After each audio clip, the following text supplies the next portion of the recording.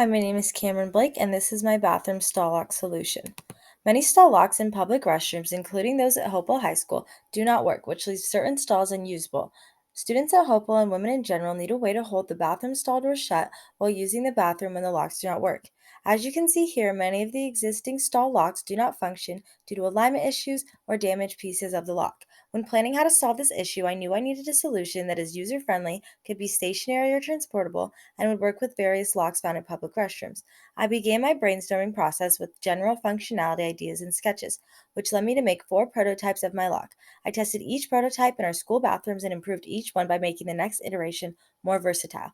My final solution works with all 3 Hopewell lock types based on its orientation by interacting with the existing lock and acting as a door jamb. It has 2 holes for chain attachment hookups. In the continued design of my lock, I would engrave the instructions on the side of the lock to help guide customers' uses and ensure the product is understood and used effectively. Thank you. Hi, my name is Rachel Heggie. I'm going to be walking you through the process of constructing a growing flower pot for my chiropractor.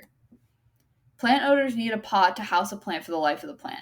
My flower pot design is a compact, long-lasting solution that contains the plant as it grows.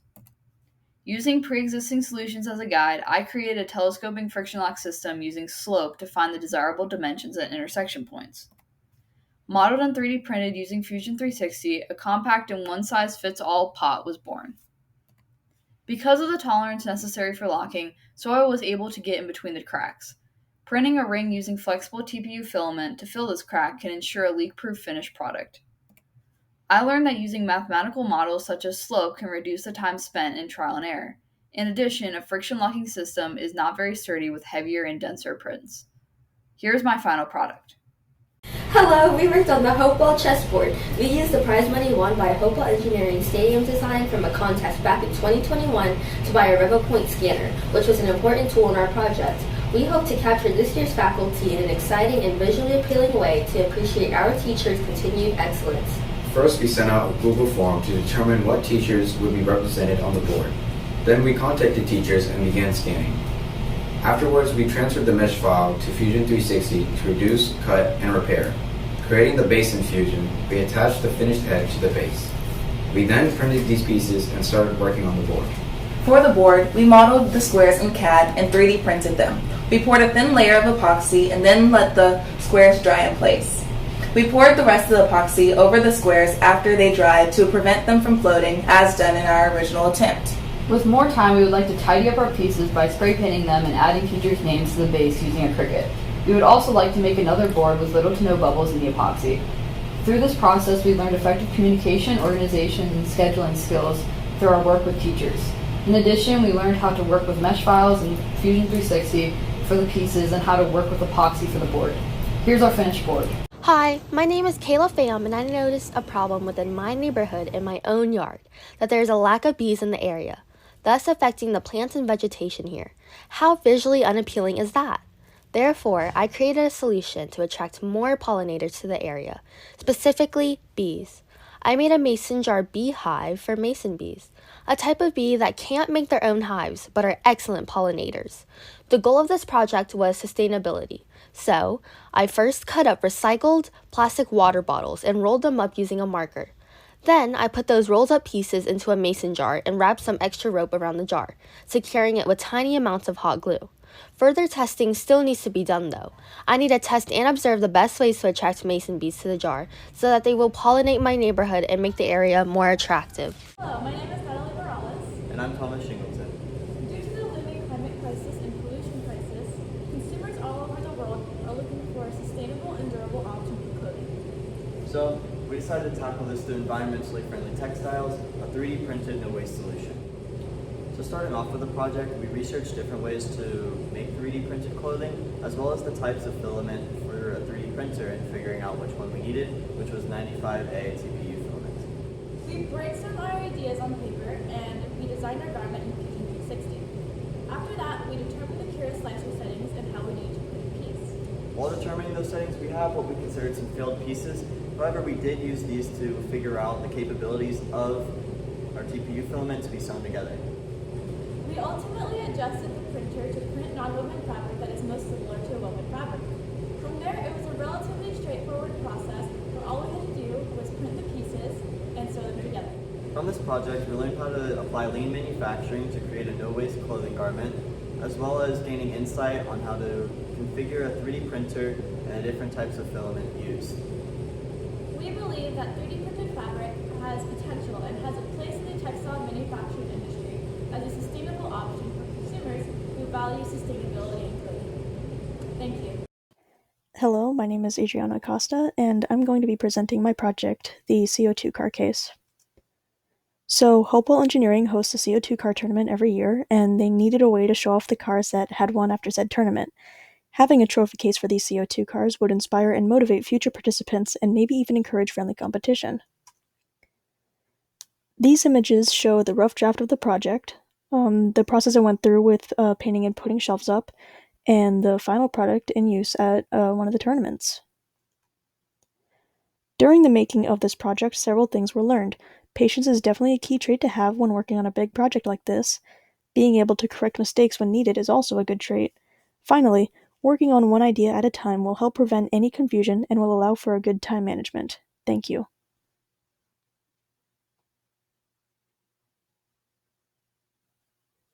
Hello, my name is Eric, and this is John, and this is our filament storage container.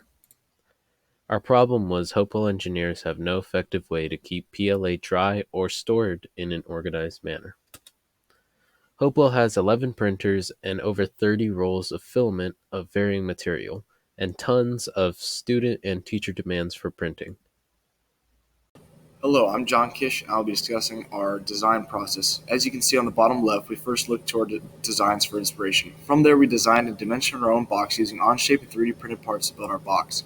During this, we encountered many difficulties with the sealing of our box. In order to overcome this, we built offset hinges and laid foam, which was tested multiple times.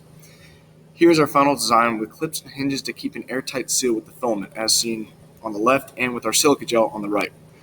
In the future, we would like to improve the adhesion between the parts with hot glue. We also learned a lot about additive manufacturing and the importance of documenting work. Thank you. My name's Hayden, this is Matt and EJ. We are part of the Hopewell engineering team. Here at Hopewell, we have a problem with our hall pass system. Basically, we have to get escorts to the bathroom now because people just, go off and run away in terms of not going to class. So our solution for that problem is to create a hall pass system. So we created a hall pass system that's color coded by each section of the school because we go by section of the school, and it has a good, unique design that teachers and staff can spot and see where students are supposed to be at any time, anywhere. The next step of our solution is, once we get the HDPE sheets in, is to put them into our laser cutter that we have over here. Once we have a hole drilled in the wall for ventilation, and we cut out hall by hall and slowly produce for the whole entire school building. Our final step is to hopefully have a good hall pass system implemented here at Hopewell High School that gets spread throughout the CMS. Hello, my name is Ryan Nichols, and in my group are Jairo Vasquez and Andrew Waddell. Our project is Media Center outlet covers. Mr. Brookshire, our school librarian, said that outlet covers are needed in the Media Center to prevent potential harm caused by student usage. To ensure the longevity of the tables, we made outlet covers. We began making these by getting measurements of the outlets, and then with those measurements, we made sketches of possible prototypes. We then made those prototypes into CAD and 3D printed all 3 designs that we each individually made.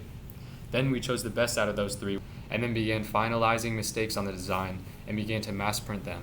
Here's pictures of our final design. One is with the sliders open, and one is with it closed. If we had more time, we would have printed more protectors that have all the outlets protected, made the tolerances a little smaller, and put more Hopewell logos into our design for school spirit. Through our project, we learned many aspects of 3D printing, such as how to fix under extrusion, slicing, troubleshooting a 3D printer, and taking off and adding filament into the 3D printer. Hi, I'm Cameron Blake. And I'm John Kish. And this is the printer attachment solution. For an entire semester, the Hopewell Engineering Department had numerous rolls of PLA that were unavailable to use. Our printer attachment solves this problem by making these rolls of filament compatible with our current printers. So during our generating concepts, we came up with 3 designs, with us finally selecting the telescopic model. From here, we then measured the different parts of the printer, and then we designed our telescopic attachment to fit said printer, and so that it would slide through the print holder and create its own separate attachment. As you can see here in these final images, we created 3 prototypes, tested them, and then printed 11 total models, which were then installed on these printers. In the continued design of our solution, we would create a three-dimensional piece to hold our printed attachment onto the printers. This is the new Hopa late pass system. Our team consists of Joseph, Hunter, and Chaz. The problem is, the Hopa late pass system takes a long time to go through and needs to be efficient, accurate, and easy to use for students, teachers, and administrators. Our goal is to create a late pass system that will reduce the wait time for the students and will allow staff to do their other duties. We had many different iterations for the printed pass. We made changes to the design in order to make it harder for students to make a counterfeit, make it easier to carry, and make it easier to read and understand. Our first revision of the code required the students to manually type in their student IDs and was not optimized. But then our final revision allows the students to use a barcode scanner to easily scan their IDs for faster printing, and the code allowed us to format the late passes in our desired way. This is a video example of how the late pass works. So what happens first is the student puts their ID out and scans it. Once scanned, it puts into this text field, which then collects the information, formats it, and sends it to the printer, as you can see now. This is me, Matthew Patterson. A big problem we face at Hopewell in our engineering program is we don't have access to the materials that we need. Like, this is our HGV project. We barely got done because we didn't have access. There's just materials laying around. So I decided to take a change. So this is the inventory that I took to build materials or just get the materials for the project. A lot of decisions were made, but the ultimate decision was the cart system. Here, there's a board that was measured and routed for the cart, a French cleat system that was put in for the materials and the battery pack. And here is the pegboard for the wires, the VEX V5 wires that were needed to put for like resources, the ones that we don't have access to. This is where they go. This is the final product, the cart system with everything equipped that's needed. The next step is to have another cart and multiple carts around for the engineering program. So all the resources they don't have access to will always be of access. Hello, I'm Thomas Shingleton. Hello, I'm Joseph Hall.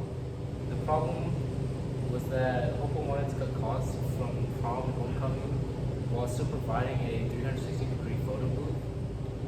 And then so in order to do this, we wanted to create a design for using VEX robotics and coding in order to create a 360-degree photo booth like project in order to use the user's phone and a ring light to capture video.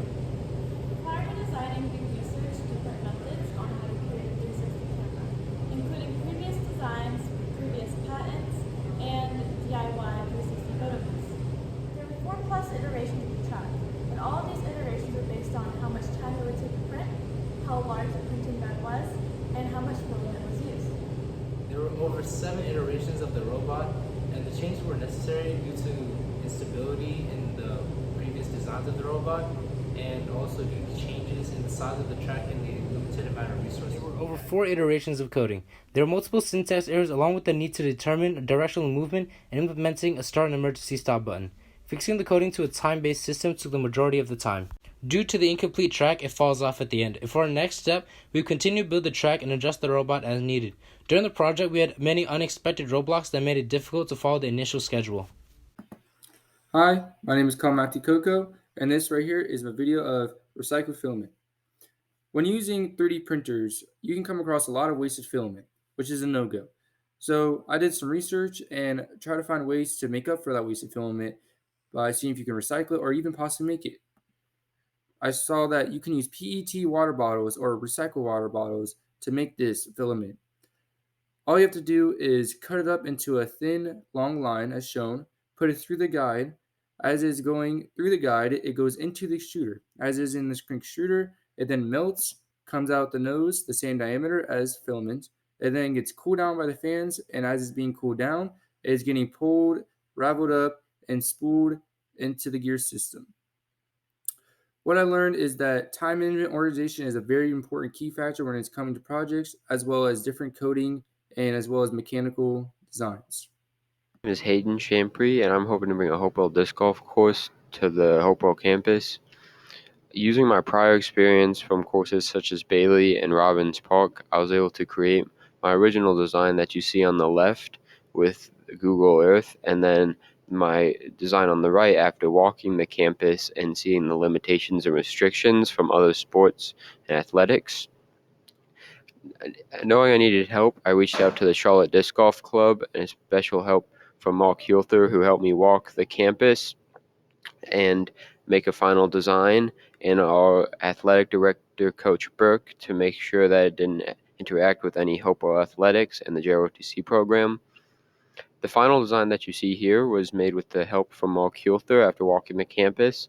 9-hole course, and is very easy for any student, gym class, or anybody that's wanting to play disc golf at the campus.